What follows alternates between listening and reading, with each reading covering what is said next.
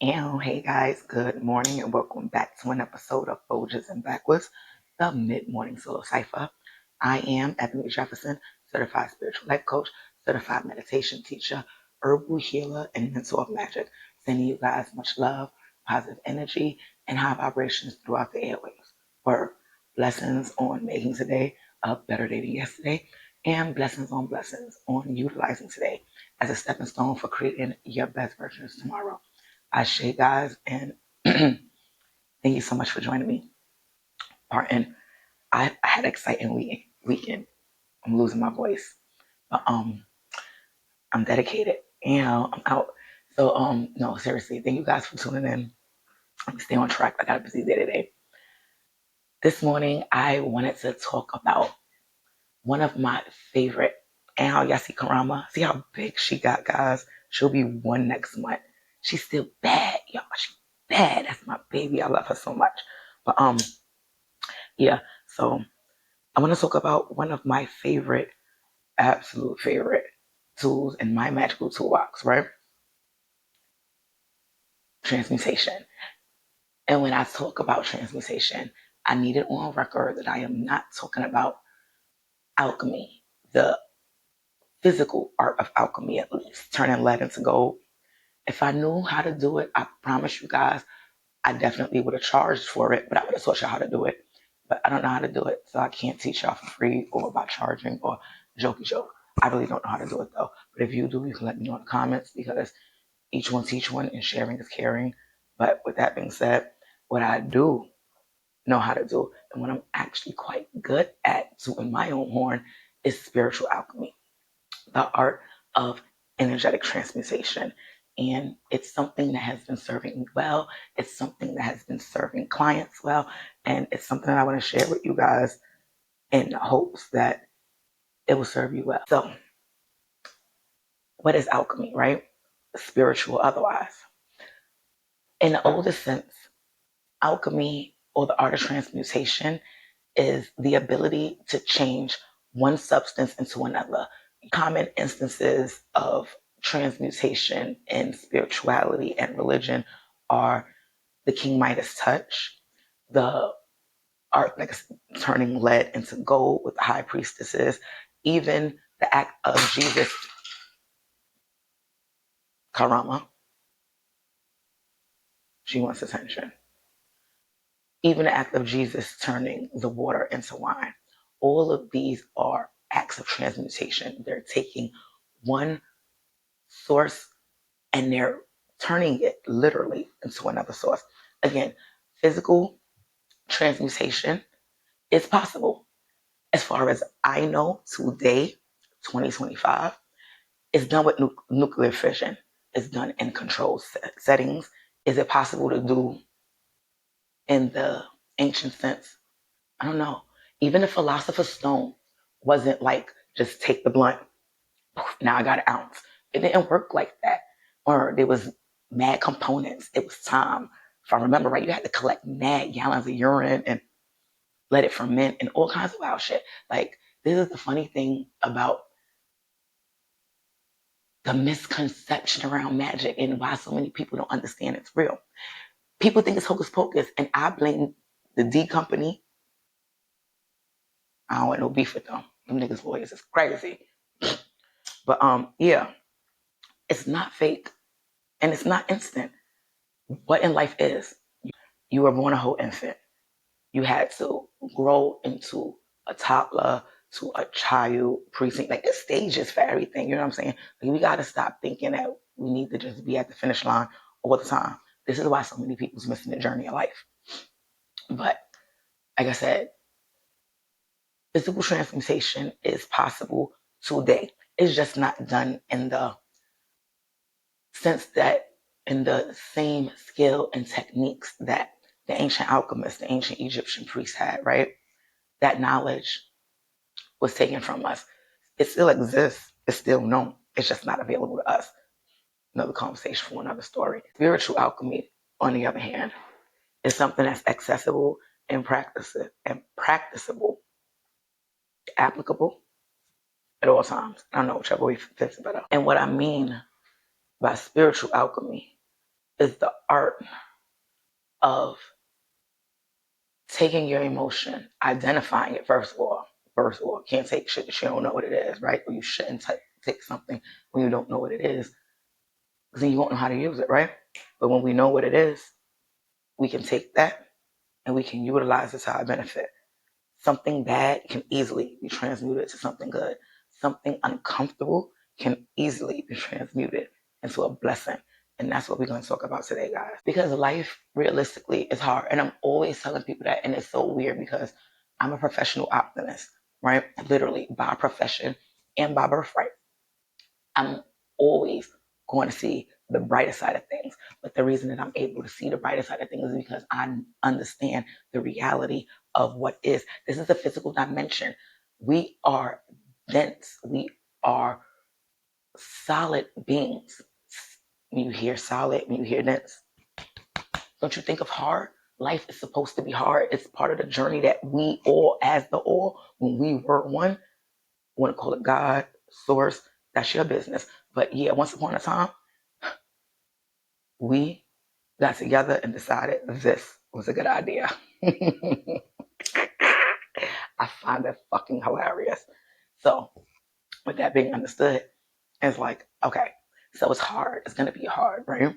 And with life being hard, we had to have an understanding that we don't have to deal with the lower vibrations of the hardness, but we need the physicality to experience the higher vibrations attached to it. Again, another story, trying to stay on topic. Part of our blessing, our skill, our celestial contract to being on a physical plane and experiencing a life with hardship, we had to give ourselves tools, right? As I'm always calling it, the magic toolbox. We gave ourselves ways to navigate through this physical experience with ease. Unfortunately, we forgot, many of us, but we're remembering. And as we remember, we have to share. This is the point of Folgers and Backwards. We have to share, guys. I am so blessed to be able to channel so many different energies, beings, so much different knowledge. I've literally been to other dimensions. And yeah, it's unfair for me once I learn to process it, because sometimes it be a lot. Most of the times it's a lot. And it takes mad long to fully process and understand what I just experienced. But once I do, it's like I have to share it. And this is me doing just that. So spiritual transmutation is one of my absolute favorite ways to navigate this physical existence. And it took a really, really long time not to learn to do, but to learn to identify our emotions. So I'm always, especially as a life coach, I am always, always telling clients, you got to sit in it for a little bit. You got to sit in it. You got to sit in it. A big misconception, I want to clear this now before I keep yapping and forget. Transmutation of emotion is not neglect. It's not running away. It's not avoidance. Let me say that again for the people in the back. Transmutation of energy is not neglect. It's not avoidance. And it's not running away. In order to utilize anything, you have to understand it. And in order to understand something, you have to study it. As human beings in this physical dimension, we're blessed in a position as observers. That's why we're so fucking judgy. It's not our fault. We're constantly taking in sensory information. We see things, we hear things, we feel things, we think things. We have so many synapses going through the brain. In order to shift and sort, it's just laziness, guys. Judgment is laziness. It's the easiest way for your brain to sort things into categories is to judge. But if you cannot be lazy, put your brain to a little bit of work, put your emotions on a slowdown, you can observe them, right? And then after you observe them, you can properly categorize them with logic instead of emotion, which allows you to draw on them at any time to utilize them. And one of my most favorite emotions to draw on is anger. I don't know what movie I saw it in, but I promise you, I've never forgotten a line. And if you hear me say it in real life, know I'm about to be on my bullshit. Because anger is a hell of a motherfucking motivator. And when I say that shit, I mean that shit. I feel that shit in my soul. Whew. Water sign with strong fire placements. When I say, baby, that Aries, Moon, and Leo fucking rise and kick in, and I get dead ass. All right, now I'm mad. I'm fucking mad. I acknowledge it. I play with it. I keep it to myself because then you can hurt somebody. We're going to get into that. But I sit in my anger and I understand it. I understand its source. I understand the trigger. I understand the depth of how far it can go if I don't fucking use it to do something beneficial. Ooh, this episode may have a lot of cursing, guys. My bad. I'm passionate though. And I'm not angry. You would think that I am, but no, that's that Aries moon. It's easy when I even think about anger, I can tap into it. So, Anyway, anger is a hell of a motivator when it's used properly. All emotions are. So, for visualization purposes, right? For the duration of this episode, and if it aligns and it feels right, for the duration of life, when you think of emotions, think of the element of fire, right? Fire, unleashed, unguarded, just free to roam, will burn and destroy everything in its path, from homes to forests to life and property. Fire is one of the most like emotions are so misunderstood. Fire is a force, but when it's controlled, when it's contained, when it's properly oversaw, right? Somebody's overseeing it. I don't know if oversaw is a word. I be making shit up. But yeah, if it's overlooked properly, fire can warm your home. It can cook your food. It can allow you to melt metal into weapons to protect your home. Again, fire is a force. You got to stop judging and understand the things that we're dealing with, the emotions we are dealing with. That way we can utilize them properly. And when it comes to anger, I'm not going to lie, guys, that's when my Pisces sun shines for a long, long time. I avoided anger. I avoided anger. I avoided frustration. I never really dealt with it until I became an adult and I realized how powerful and how useful anger was. If you can sit in your anger long enough to give it purpose, you can direct it. Anything unchecked. I'm talking about anger, love, fear, compassion. First of all, they run on. I said them together for a reason. They're on the same. They're the same emote. They're the same frequency, just different spectrums, right? If any of those are unchecked, and any other emotion, any other element, right? Water, air, you can be suffocated by too much air, especially at high speeds. Anything unchecked and unbound, that's why they say too much of anything is not a good thing. When anything goes unchecked and unbound, guys, it becomes a force that is destructive. Everything needs balance. Everything needs to be understood, and everything needs a place and a time to be utilized. And the art of spiritual transmutation is just that.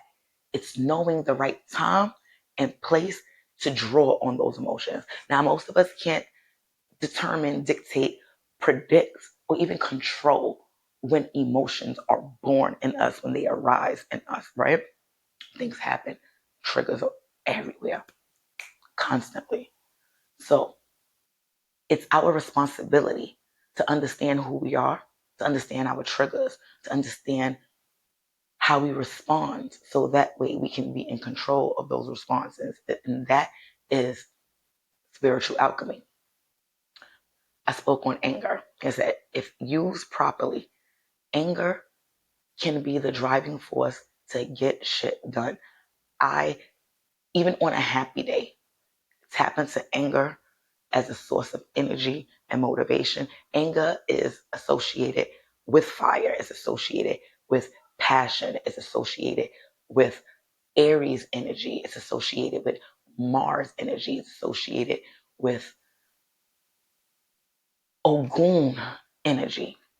And these are all forces that get shit done. You don't have to use anger to solve a problem only with violence, rather, or to get a point across.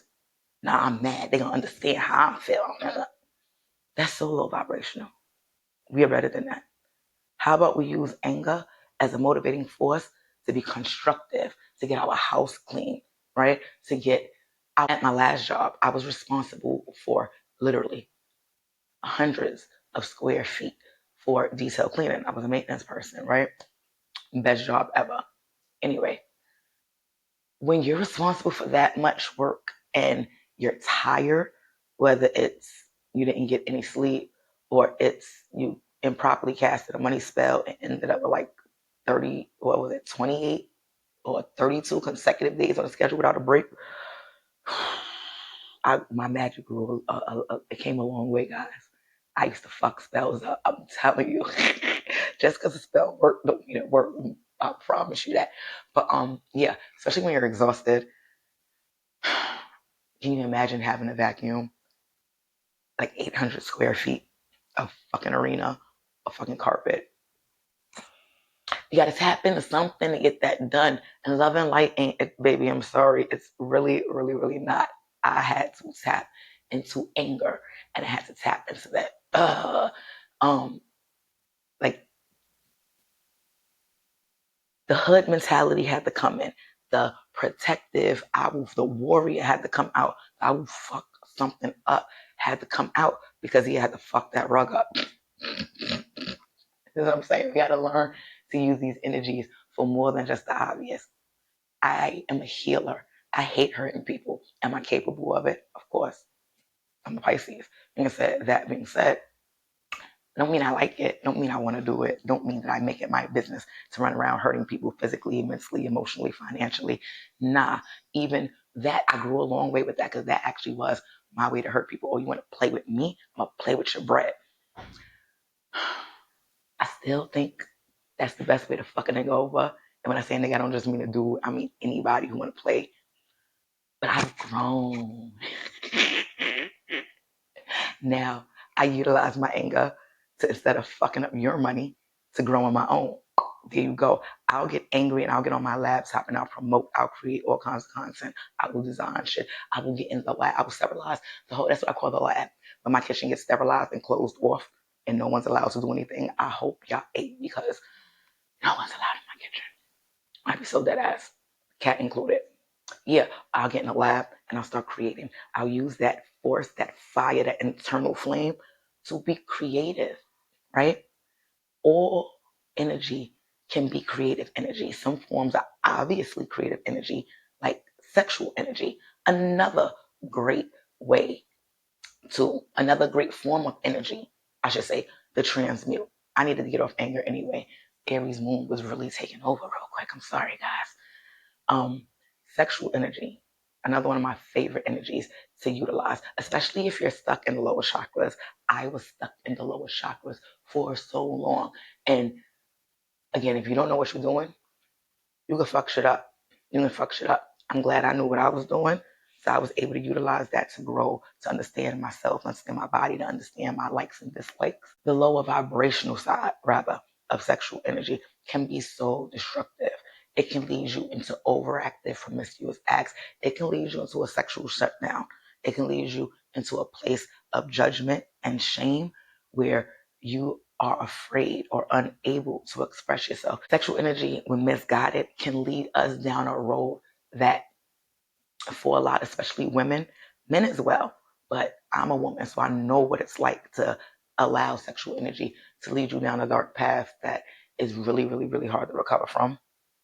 And as a result, we miss so much pleasure, or we overindulge in physical pleasure so much that emotionally we are left without any pleasure. And sexual energy is nothing but creative energy. That's how we create life.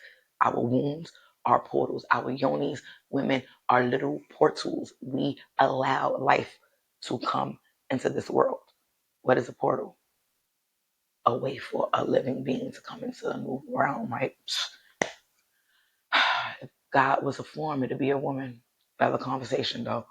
With that being said, we can tap into that sacral chakra energy. We can tap into that sexual energy, and we can utilize it to create art, acts of beauty, life in forms that aren't human. So many things take the form of life. You can give birth to ideas. You can give birth to business. You can give birth to, like I said, art and inspiration, music, creativity.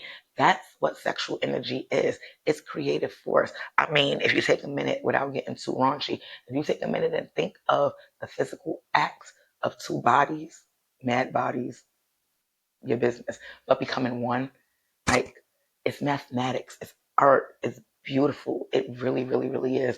And when we let go of the shame and the judgment and the stigma that surrounds sexual energy, sexual power, yo, that shit can be utilized. Again, even through the art of abstaining from sexual energy, especially when you have too much of it, holding on to it. And I mean, not just not having sex with people, not masturbating, I promise. The allowing it to build up, and when given proper direction, when given guided force, sexual energy, especially that has been built up and stored purposely for the use of manifestation, it's such a powerful force, guys. But we have to learn how to we have to learn how to identify it. We have to learn how to utilize it. A lot of us can't identify anger when it sets in. A lot of us can't identify sexual urge or frustration when it sets in. Unfortunately, due to overactive, hyper nervous systems, a lot of us can't even identify happiness when it kicks in. We just, so for some people, happiness is so far fetched from their reality, whether they've been told they don't deserve it, they've convinced themselves they don't deserve it. I've seen someone have a whole anxiety attack because they realized they were happy and they didn't think they deserved it. And it was one of the most saddest things in the world to see, because the person's so wonderful and all they deserve is happiness. And the fact that when I helped them realize that that's the emotion that they was experiencing, it terrified. All emotions, when unchecked, are destructive. But all emotions, when understood, when properly utilized, what I mean, I don't mean instantaneous. That's why I said you have to categorize. You got to store. Should put your shit in a little mason jar. Whoop, y'all know I got my closet with all the hats, right? We have to understand time and place. That's a big part of the art of transmutation, guys. Like I said, with the philosopher's stone, it wasn't just, oh, I'm gonna get all this stuff and then boom, I'm gonna have this magic stone that can just allow me to take anything. And come on, guys, we gotta be more realistic than that. Why would we choose physical bodies in a physical dimension hard, right? And then make that easy. Things just poof. No, we gotta work for shit, guys. I don't know what the point of working for it is. So obviously, we're learning something that's beneficial to the all when we get back to that one source. Obviously, there's something that we have to experience as individuals to be able to experience as a collective. So it's imperative to our inevitable reuniting, our inevitable unity, for us to understand our emotions, guys, to utilize them to shape our best life and self. Because if not, they will shape our best lives and self without our consent or direction. It's an outside force. Even if it's internal, it's going to work with outside forces, and it's going to wreak havoc in your life. Let's be honest and realistic with ourselves, no matter where we are in our physical journeys, where we are in our emotional journeys, our spiritual journeys, our financial journeys. I'm always bringing finances up because finances is overlooked as an energetic frequency. And we need finance to survive. It runs on energetic frequency, very close to love, actually. So it's important for us to even understand our habits and behaviors around our finances, right? When we misuse our finances, whether it's in abundance or it's in scarcity, people have millions of dollars just hidden away. They're so scared to use it, so scared to use it. That's detrimental to your mental health. That's detrimental to your family. You think it's cool, I'm going to be able to leave to somebody until somebody breaks into your fucking house, your bank account, right? That was all gone. Things need to be utilized properly, not ignorantly or emotionally. Oh, let's go splurge and have a shop date. No, that's fucking stupid. But if you need things, you should buy them. If you have experiences you want to have, you should have them. And if that means coming out of pocket, and this is coming from a place, from a person who is still working on letting go of poverty mindset. I just had the epiphany the other day. Real shit, Leo season almost over. I'm trying to work the shit out of this energy so much for self. Like I still have so many fears attached to finances, and I didn't realize. I ain't gonna talk too much, but I didn't realize how much still plays a role in my life. Like I'm working on it, guys. I'm so proud of myself. Work on yourself. You will be so proud of yourself. Really analyze how you behave. Hindsight is 2020. So even if you didn't know your actions was based on emotion when it was happening, recall, sit in silence for a little bit and just think about your yesterday, your yesteryear, your yesterdecade, right? Think about your old self, anything before this moment, before this level of understanding and comprehension, right? And look at how you responded to your fears, to your anger, to your happiness. Sometimes we're so happy, we're just not thinking, we just start giving shit away, we just start agreeing with shit, and then later on we think about it like, fuck, I didn't even realize I said I was gonna do this. I didn't even like now you put yourself in a place to hold obligation and space to another person, to a responsibility that was never yours, because you were just so fucking happy you wasn't paying attention. Transmutation of energy, guys, is changing something into something else. And even something like happiness, when we're not paying attention, when we're unguided, when we're ungrounded, rather, we can take happiness and turn it into misery real quick in a flash. Another common emotion when unchecked that brings devastation that I think is important to mention because we all go through it at some point of time in life is grief. Now, I'm speaking as a woman who's lost a son, two actually. Grief, when unchecked, can lead to the most dramatic thoughts and actions. And I mean, from the thoughts of wanting to unalive yourself to such extreme levels of neglect that you're unbathed, unshowered, your children unbathed, unshowered. You just gave up on life. Grief is probably one of the heaviest emotions that I can't categorize. I can't call it high or low vibrational because it's so strong. I can't really decipher it. When you're going through it, you're going through it. And if you've been through it before, you understand what I mean. And if you've never been through it before, I pray for your strength when you do because it's unavoidable. Um, but when you learn to understand grief, right? And all the millions of emotions that pose that. Because that's why grief is so powerful because it encapsulates everything high and low that we've ever experienced and just forces us to feel them all at once. It's so overwhelming. But through meditation and through time, my son's anniversary is coming up. It's almost 21 years. I can still get into a state where I can literally break down on the fucking floor and crumble. Most of the time,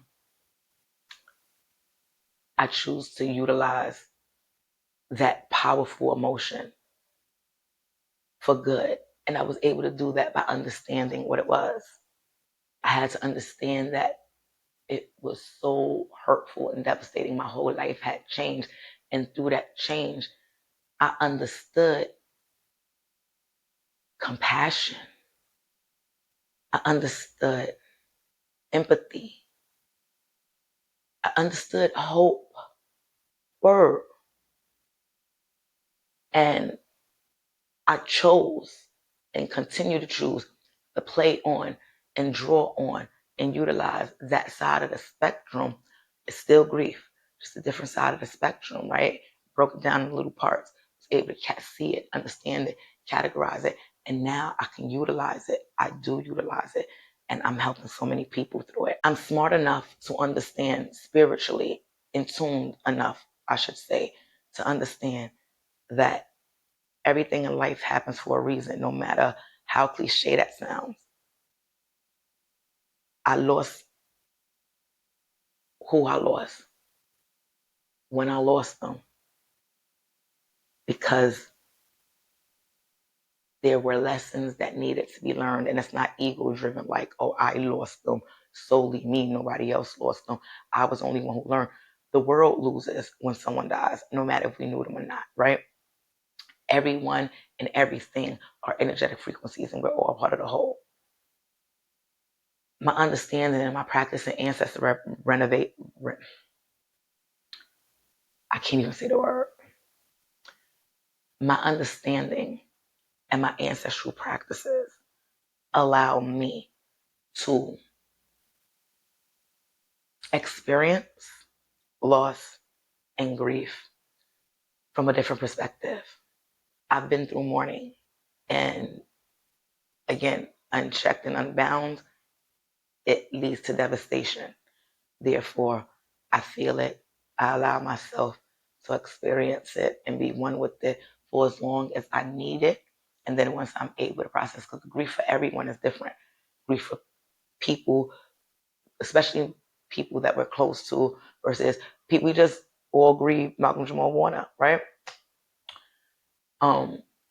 Grief is different depending on who the person is, depending on if it's a person. I've grieved trees being cut down. That shit devastates me. I've grieved the death of plants. I've grieved the death of animals. I'm still grieving the death of Coco and Spirit. Or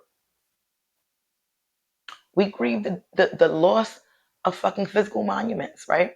Childhood favorite places. We find out they got tore down when we go visit our home neighborhoods, right? And it's like, oh shit, kind of hurts in your heart. That's grief, right?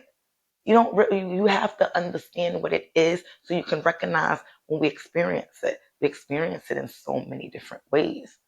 It's not always dramatic, over the top, life changing. Sometimes it's the realization that we no longer have something at our physical, tangible, emotional accessibility anymore. Either way, it's a loss, and we need to respect it. We need to understand it, and we need to not get lost in that. We need to be able to draw on it at any given time to be able to better shape life and self. When I lost my son, that I'm getting off grief. When I lost, not for me, for us. When I lost my son, part of how I kept my sanity was focusing on how to braid. And I still keep it 1,000. I'm not the best braider in the the hair community. But I do braid neatly and I braid fast as fuck. I mean, I literally braided my whole head, took it out. I had like 2, 3 hairstyles in a week. I got really good at it to my level of capability. And it was because I chose to utilize grief in that way.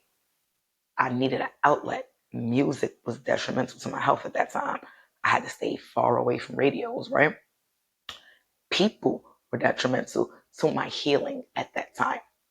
Everyone felt sorry for me. Everyone had pity for me. And I respected it and I appreciated it, but I didn't need that. You know what I'm saying? Just needed fucking silence with a physical person to be there for me, give me a little random hug back and forth if I started to slip. When we know what we're going through, when we know what we're feeling, when we know what we're dealing with, we can be better prepared. We can better determine what we need for support. That's another big part of understanding our emotions. In order to transmute anything, even lead, to gold, you gotta understand lead, like the actual chemical composition of it, the DNA structure of it, so that way you can know which molecules to move. And this is why I say I don't know how to do it. I don't understand lead. I studied science in college, but it was astronomy. It wasn't chemistry. I took a chemistry class. It was that cool. Actually, it's a chemistry one, and so, but that wasn't my main focus. Had I knew then what I know now, maybe I would have paid more attention. I would have had something better to teach you guys today. But yeah, this is what I got, and I hope I'm delivering it in a way that actually makes sense.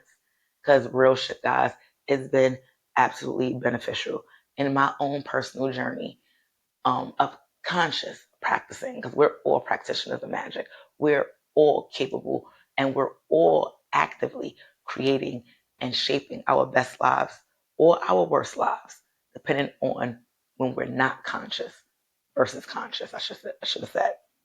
But since I've been consciously and actively walking in my power, walking in my spiritual journey, creating the best version of Ebony that can be, yo, I've done took grief and turned it into opportunity, turned it into healing for myself, for others. I've dead ass turned it into money, tangible dollars, like real shit. I've done it with anger. I've done it with joy. I've done it with sexual energy. When you can, everyone talks about back to money real quick, because all of it can and should be utilized for financial gain. We're in a monetary system, guys. This ain't about being money hungry. I really give less than two fucks about monetary things. I like ease. I like comfort. So yes, you have to have money to have these things. What you like is what you like. But in the world, in this capitalistic mass society that was created for us, we didn't create this. They said, we're not going to take responsibility for this. We were handed this. We were taught this. We inherited this. So many of us don't know no better. I live by less is more because, again, I'm a rather simple person myself. I go for emotional and spiritual access, educational access, than physical access, right? The more shit you got, the more you got to clean. I don't want to be fucking cleaning all day. That goes for clothes too. And then fancy clothes can't even get thrown in the washing machine. You gotta take them shit to the motherfucking laundromat, to dry cleaners, which is even more money. When it comes to your financial manifestations, no matter if you're manifesting a life of ease, you're manifesting a couple dollars to get you through the day, you're manifesting $1 million in your bank account, emotion plays a part. All emotions can be utilized for financial gain. You have to understand what the emotion is. You have to understand where it comes from, the little subparts that make it what it is. You got to understand the triggers. You got to put it up. Once you understand all that, put it up, lock it down, hold on to it. And then you got to be patient and you got to be smart, because shit happens quick, guys. Everything is spinning. Everything, movement is only constant. Change is only constant. So shit happens quick. So you got to be paying attention. You got to be on point. You got to be grounded. So that way, when opportunity comes, whether it comes in the form of a trigger or it comes in the form of a gift box, you can grab that jar, open it, let that emotion out, utilize it, and create better for yourself. Whether it's physical change, emotional change, financial gain. All of it's possible through spiritual alchemy. Okay, I hope this resonates. I hope I gave the information the way it was supposed to. Unfortunately, I left my notes and I really could have got up. But again, Aries moon kicked in OD, and And I had to get this out. I was really feeling it. It's something that I really do feel is beneficial for you guys. And it's something I've been needing, meaning, and wanting to talk about for a little minute. Today was the perfect day. So here it is. I hope this resonates. I hope it finds you when it needs to find you. And I hope that it can be used, this information can be utilized as a tool for your personal magic toolbox so you can help, so you can be in control in creating your best version of life and self. In closing, guys, because this shit got long, I'm gonna have to edit it. Well, I was gonna have to edit it anyway. I made mad mistakes, but all jokes aside, in closing, guys, emotions are ours. We are frequency. So emotions are frequencies. See them, feel them, take them in, hold on to them, utilize them properly, utilize them for your best. Please be in control of yourself mentally, physically, emotionally, spiritually, because can't nobody else control you unless you let them. And why would you do that? Now that you know what you know, you made it this far, right? Be your best always. That doesn't mean hiding from yourself. That doesn't mean shrinking yourself. That means time, place, execution. I love you guys for listening. I appreciate you guys for listening.